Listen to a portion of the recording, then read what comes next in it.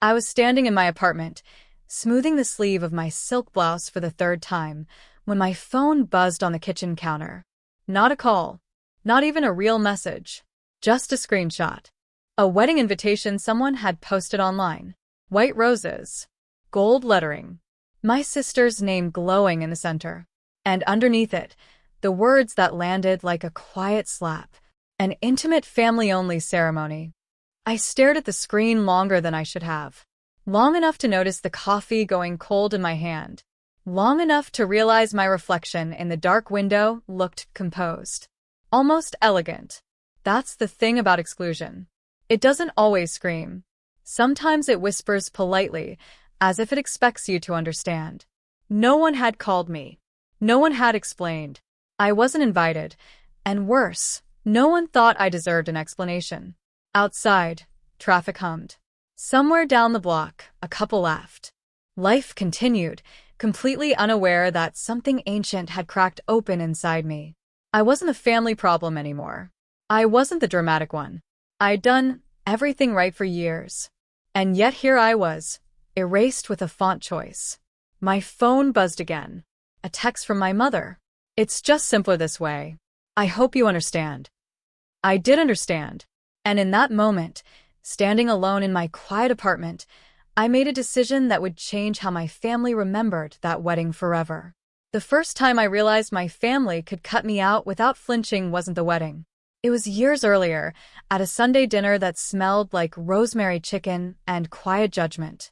We were all sitting around my parents' long oak table, my mother, my father, my younger sister Hannah, her fiancé Ryan, and me.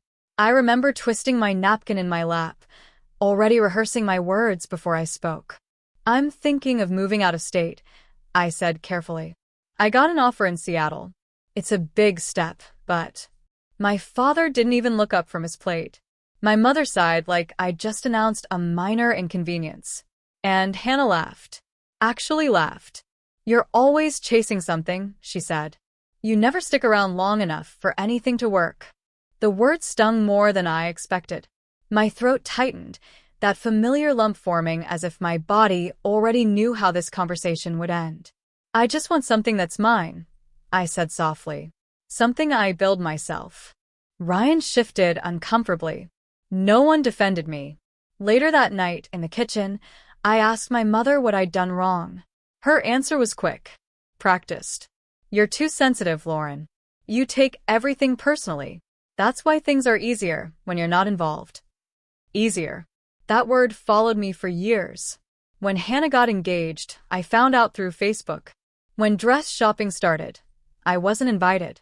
When family group chats buzzed with plans, my phone stayed silent. Still, I told myself it wasn't intentional. Families get busy. People forget. But the night Hannah looked me straight in the eyes and said, I think it's better if you're not part of the wedding events, something finally broke. I went home shaking. My hands wouldn't stop trembling as I sat on the edge of my bed, staring at the floor like it had answers. That's when Marianne, my therapist, said the sentence that changed everything. If they keep erasing you, she said gently, it's not because you're invisible. It's because your presence reminds them of something they don't want to face. I repeated that sentence to myself all the way home, and somewhere between the traffic lights and the quiet of my apartment, I stopped asking to be included. I started planning something else entirely. After that night, I didn't cry. I didn't beg. I didn't text my sister again. I called Vivian Black, a wedding planner I had found through a discreet recommendation, and I told her exactly what I wanted. Not chaos. Not revenge that could be traced back to me. Just a subtle reminder that I mattered, and that exclusion had consequences. Vivian was unlike anyone I had ever met. She carried herself like a cat who owned every room she entered. Sharp, elegant, utterly unflappable. When I explained the situation, she didn't flinch. She smiled faintly, like she'd expected someone to finally see the truth. We can make a wedding unforgettable, she said. And unforgettable doesn't always mean beautiful. We met in a quiet cafe, papers spread across the table. She didn't need me to spell out every detail. She listened, then translated my quiet fury into meticulous plans. There's art in subtlety, she said. A misplaced floral arrangement. A delayed vendor. A seating chart that surprises. It won't ruin the day, but they'll remember. Over the next months, I watched from afar. I traveled for work, pretended my life was normal. I sent congratulations through text when photos popped up online. I smiled in the family group chat. I didn't want anyone to know I had hired her. My secret became a game of control. The more invisible I stayed, the louder the impact. Nights were long. I would pour wine, scroll through the planner's updates, and imagine the wedding day unfolding with every detail orchestrated perfectly. Each adjustment, each small disruption, made my chest tighten, not with guilt, but with anticipation. During the day, I worked tirelessly on my own life. The Seattle move, which my family had mocked, became a launching pad for my independence. I rented my first apartment, built a network, and started my career in digital marketing with tenacity I didn't realize I possessed until I had no one else to validate it. Each small victory, my first major client, the first profitable campaign, the first time I realized my bank account reflected my own hard work and not a family handout, fueled me. And through it all, I never let my family see the changes. Their ignorance was part of the plan. Vivian and I communicated in coded emails, late-night calls, and subtle check-ins. Every day, I felt the quiet satisfaction of knowing that the day they believed would humiliate me would instead reveal something entirely unexpected, that I was more powerful than they ever imagined. The irony wasn't lost on me. I was excluded, yet I was creating the most controlled, memorable moment of their lives, without them ever suspecting my hand. And as the wedding day approached, I poured myself a final glass of wine, leaned back in my chair, and smiled. I wasn't going to crash the wedding. I wasn't going to storm the venue. No. I was going to watch them face the consequences of their arrogance, beautifully, silently, and completely unknowingly. The morning of the wedding, I stayed in my apartment, sitting by the floor-to-ceiling window that overlooked the city skyline. The sun reflected off the glass like tiny sparks, and for a moment, I let myself imagine the chaos quietly unfolding. I didn't feel triumphant. I felt calm. Hannah's big day started like any other wedding day, bustling vendors, last-minute instructions, nerves tinged with excitement. But Vivian had her own script. Not one of destruction, but of subtle, undeniable disruption. A florist misread a delivery schedule, sending half the roses to another venue. The caterer, double-booked, had to scramble, leaving the hors d'oeuvres slightly late. The seating charts Vivian had rearranged meant the bride and groom's closest friends ended up on opposite sides of the room.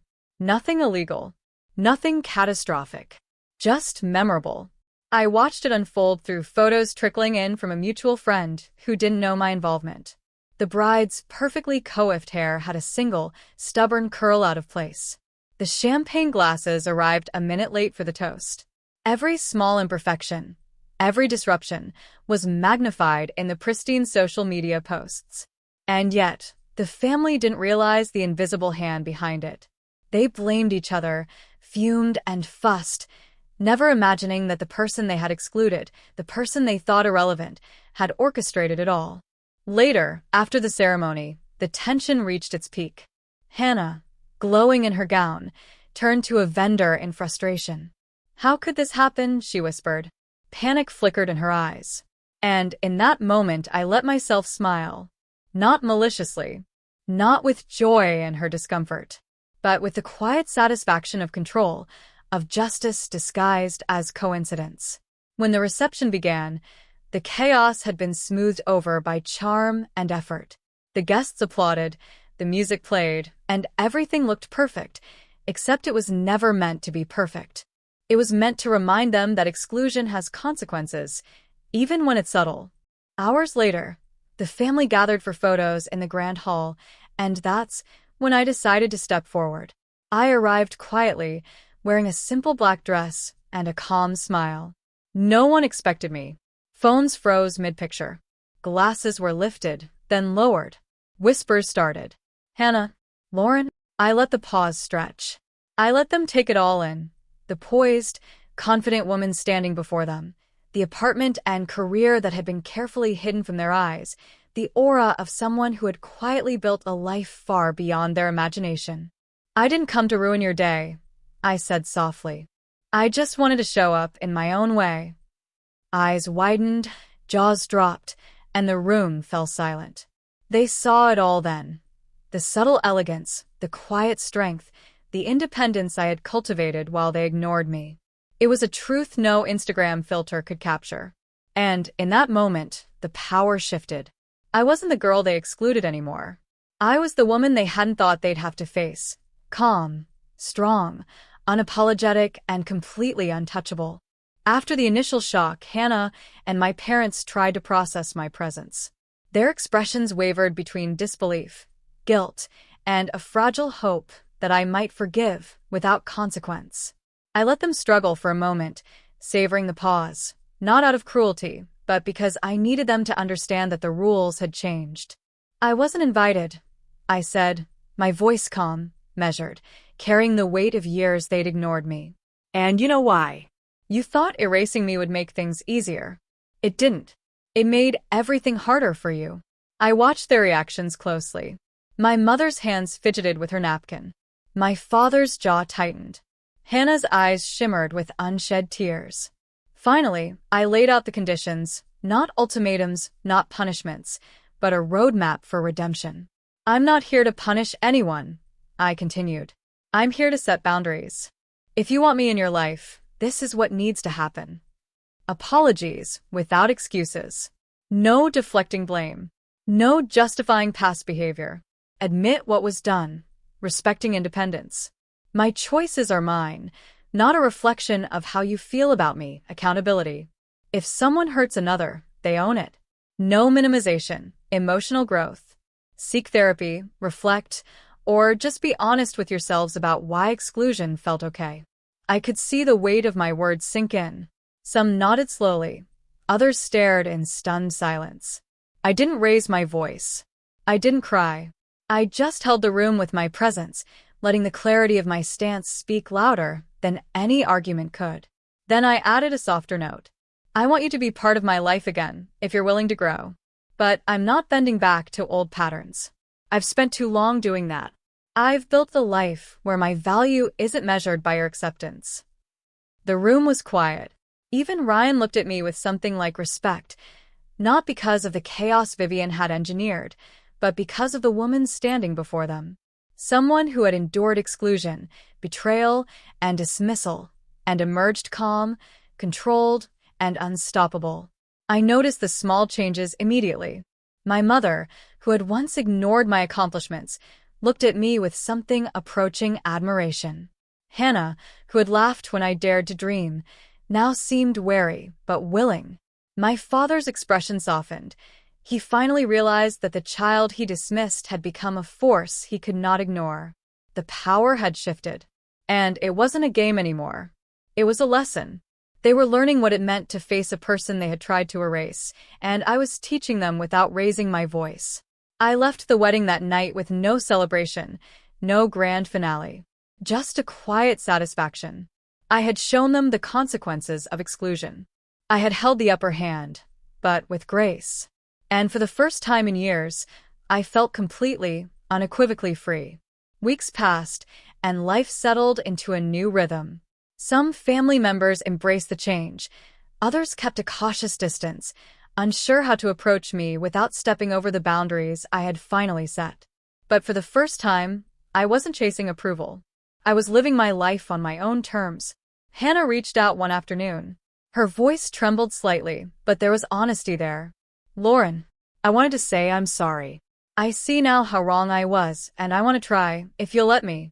I smiled, hearing the sincerity behind the words. It wasn't about erasing the past, it was about moving forward. "I'll let you," I said. "But things have to be different. We both have to grow." My parents were slower to change, but subtle shifts in their behavior proved progress.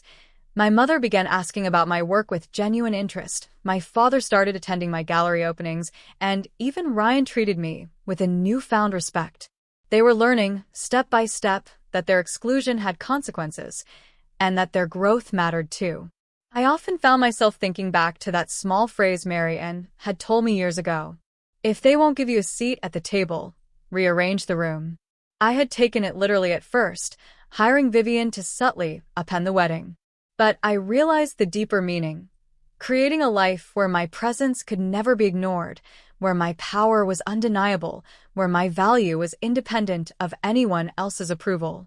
And in that quiet reflection, I felt a profound sense of peace. The hurt still lingered, of course, it always would. But it no longer dictated my actions. I was free, not because I had exacted revenge, but because I had claimed my worth and refused to compromise it. Standing on my apartment balcony one evening, city lights stretching endlessly below, I took a deep breath. The memory of the wedding, the chaos, the shock, the subtle triumph, brought a soft smile to my lips.